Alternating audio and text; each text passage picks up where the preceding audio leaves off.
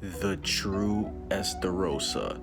So today I'll be doing a video discussing the True Estarossa and why he is not the character that we all know and love. And when we come to think about Estarossa, we all think of the laid back and chilled person who he is, because out of all the demons from the Ten Commandments, he's the only one that seems like he's just chilling and always just wants to do his own thing. Like, we see he always just has a little like laid back expression on his face, and he always never really wants to get up and battle unless it's necessary. But we do know that he is one of the stronger Ten Commandments, if not the strongest Ten Commandment, and the only person that can really rival him is his younger brother Zeldris. And some people will say that Zeldris is stronger because we know that he got his power from the Demon King, whereas we know that Estarossa, he is the commandment of love, and he didn't get his power straight from the Demon King. But we still do know that Estarossa's power is very strong. We saw him go up against Escanor, we saw him actually kill Meliodas the first time, and we've seen him actually do a lot of spookier things in this series. So I definitely do think that it's fair to say that Estarossa,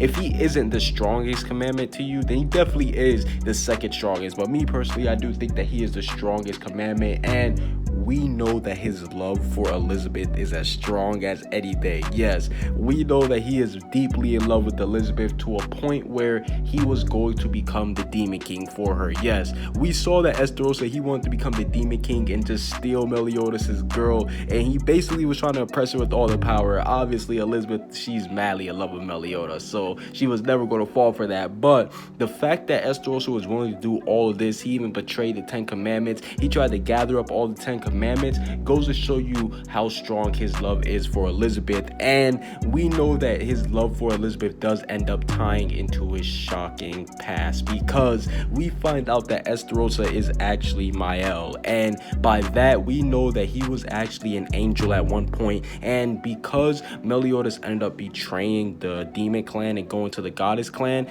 they had to brainwash somebody, they had to tip the scales of power in order to be balanced out again, since Meliodas was obviously on the goddess clan side. So they used the strongest angel, that being Mael, and turned him into a demon, making Estarossa. So we know that Estarossa, his shocking past, even when he was Mael, he still was in love with Elizabeth. So that goes to show you that his love for Elizabeth is very strong. And we saw that he actually did look up to Meliodas, and I think this is a very cool thing, because we saw him looking up to him when he was a demon, because he was obviously his quote-unquote younger brother. But we even seen the angel Mael, he kind of looked up to Meliodas too, in a sense where he didn't necessarily have a problem with him because Elizabeth was in love with him, but it's not like he harbored any like ill will towards him. He kind of acknowledged his strength and everything. So that was a cool thing to see. And me personally, I see Mael slash Estarossa as the only true rival for Meliodas, because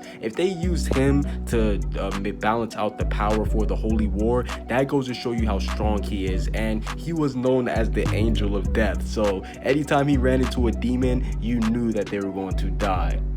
But I do believe that the True Estarossa is still alive, because currently we know that Mael, after he did receive his memories, he kind of returned back to normal and the whole Estarossa personality was gone. But the main thing that we've seen is that he still does retain the demon powers from when he was Estarossa, which makes me believe that Estarossa, the consciousness of Estarossa, is still alive. And we saw when he actually was turning into Estarossa for the first time, his body was moving despite his consciousness. Like, we saw he was completely aware of what he was doing. He was telling himself, no, don't accept the commandment from the Demon King and you'll lose your grace. So we saw that Mael, he was conscious and his body was doing the Demon King's will. But what if Estarossa actually is conscious while Mael is still in control of the body? And what if he actually does come back, meaning that the True Estarossa could end up being the final villain, because he could take over Mael's body once he does actually get at full power. Since Mael is known as the true rival for Meliodas, I definitely do think that the True Estarossa, he could end up making a comeback and become one of the final villains in the series. Comment what you guys see down below. Subscribe if you haven't. Peace out.